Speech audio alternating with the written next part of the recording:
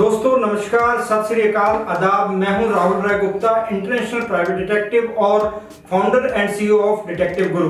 दोस्तों यह वीडियो पूरा देखिए, हो सकता है आपका यह थोड़ा सा वक्त आने वाले बुरे वक्त को रोक सके, क्योंकि हम अपने हर वीडियो में एक अहम मुद्दे पर बात करते हैं और वादा है मेरा इस वीडियो को पूरा देखने के बाद आप अपने दोस्तों को यह वीडियो शेयर करने से खुद को रोक नहीं पाएंगे। तो चलिए शुरू करते हैं। राहुल सर, तलाक के मामलों में डिटेक्टिव का क्या रोल होता है? आज हम इसी के बारे में आपसे सवाल पूछना चाहते हैं।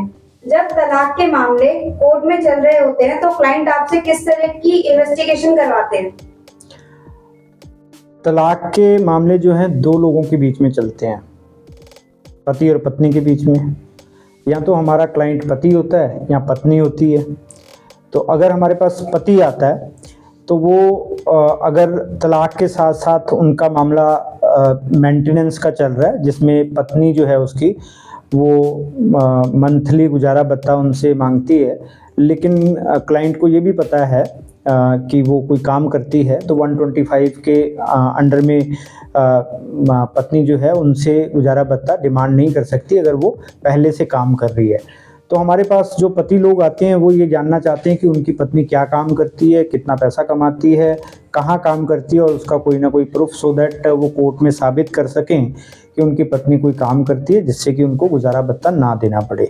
तो एक तरीके तो ये होते हैं। दूसरे पति लोग वो आते हैं, यहाँ पे पत्नी घर छोड़ के चली जाती है अननोन रीज़न की वजह से, और पति को लगता है कि वो इसलिए छोड़ के गई है क्योंकि उनका कोई एक्स्ट्रा मैरिटल अफेयर चल रहा है और वहाँ पे वो इन्वॉल्व है, और वो तलाक की अर्जी भी दाखिल करती है पति को कुछ ना कुछ गुनाह मतलब उसके ऊपर लगा करके कि इसने मेरे साथ कोई मारपीट की है या मेरे साथ क्रूरल्टी की है या इस तरीके की कुछ चीज़ें हैं जिसकी वजह से मैं इनके साथ नहीं रह सकती।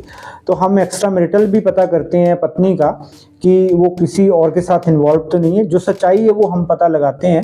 और इसी तरीके से पत्नियां भी हमारे पास आती हैं और जो कि ये जानने की कोशिश करते हैं कि पति का कोई एक्स्ट्रा मैरिटल अफेयर चल रहा है या नहीं चल रहा है।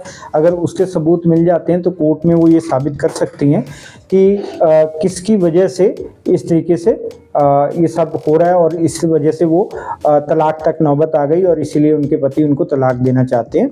और कई बार जैसे 125 के केसेस होते हैं, पत्नी भी हमारे पास आती है जो कि पति कोर्ट में कहता है कि मैं तो कुछ कमाता नहीं हूँ, मेरी तो इनकम बहुत कम है, तो मैं अपनी पत्नी को गुजारा भत्ता नहीं दे सकता।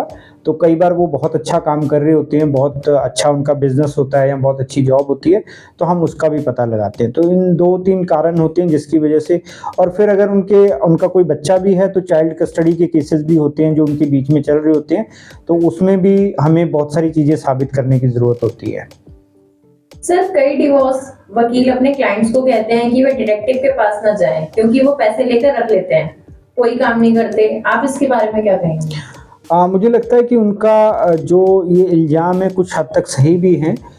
हमारे सिस्टम में बहुत सारे ऐसे डिटेक्टिव हैं जो नाइट फ्लायर बोलते हैं जिनको हम, वो डिटेक्टिव नहीं है, वो चीटर हैं और वो काम नहीं करते लोगों के, और पैसा लेते हैं और पैसा लेके रख लेते हैं, जिसकी वजह से हम जैसे लोग भी जो अच्छा काम करते हैं वो बदनाम हो जाते हैं।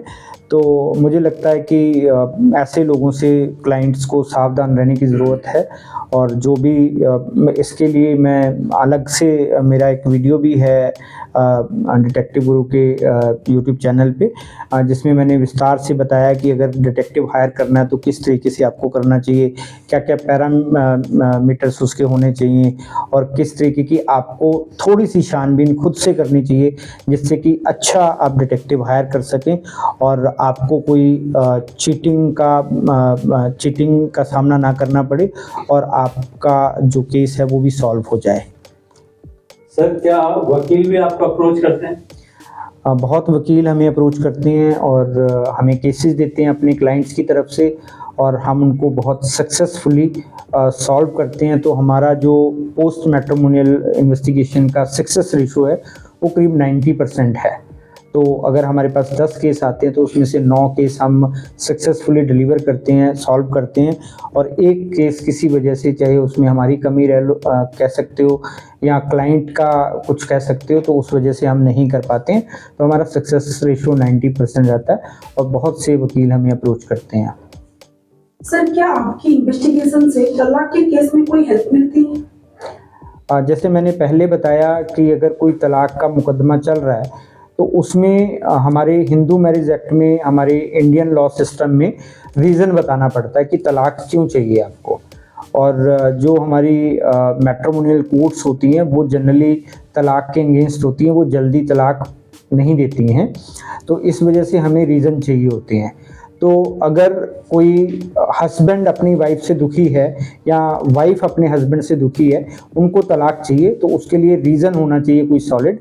और जो रीज़न होते हैं वो हम पता लगाते हैं, वो हमें बताते हैं कि ये रीज़न है, लेकिन उसके प्रूफ इकट्ठा करने पड़ते हैं। तो प्रूफ के लिए क्लाइंट हमारे पास आता है, हम उनको प्रूफ देते हैं जिससे कि वो अपना तलाक का केस आगे बढ़ा सकते हैं। सर जो प्रूफ आप देते हैं क्या वो कोर्ट में माने जाते हैं?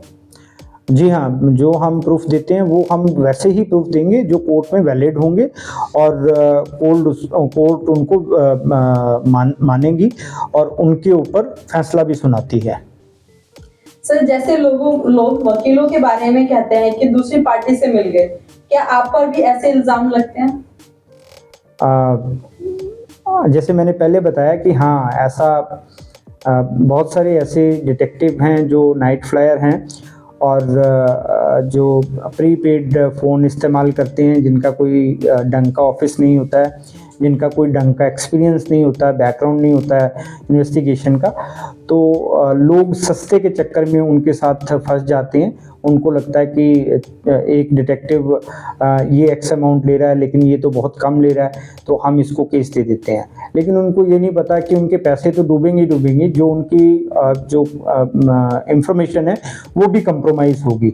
तो मुझे लगता है कि ऐसे डिटेक्टिव से बचना चाहिए और हमें सोच समझ करके डिटेक्टिव हायर करना चाहिए, एक अच्छी एजेंसी हायर करनी चाहिए, अपने आसपास देखना चाहिए और रेफरेंस चेक करना चाहिए कि अगर हम हमारे आसपास कोई ऐसा इंसान है जिसने कभी कोई डिटेक्टिव हायर किया हो तो उसको अपना कॉन्फिडेंस में लेके उनसे बात करके, उनसे रेफरेंस लेके हमें डिटेक्टिव से बात करनी चाहिए। हम गूगल रिव्यू भी दे सकते हैं और बहुत सारी चीज़ें हैं जिसके थ्रू हम डिटेक्टिव हायर कर सकते हैं। सर एवरेज आपके पास ऐसे कितने केसेस आते हैं? हमारे पास बहुत सारे केसेस आते हैं, डेली हमारे पास 100 से ज़्यादा इंक्वायरी आती होंगी, हमारी टीम हैंडल करती है। और लेकिन हम इतने केस कर नहीं पाते, हम बहुत केस कम करते हैं जहाँ पे हमें समझ आता है कि अभी हमें ज़रूरत है इस केस में काम करने की। जहाँ पे हमें लगता है कि केस में हमारी ज़रूरत है या क्लाइंट को हमारी ज़रूरत है, वहीं पे हम केस लेते हैं। अदरवाइज़ हम क्लाइंट को समझा के और उनको कंसल्ट करके वापस भेज देते हैं। सर डिवोर्स के प्रोसेस वाले कपल्स को आप क्या कहना चाहेंगे? देखिए, डिवोर्स बहुत पेनफुल प्रोसीजर है, तो मुझे लगता है कि अगर कोई ऐसी चीज़ हो रही है तो हमें जो है बहुत सावधानी बरतनी चाहिए।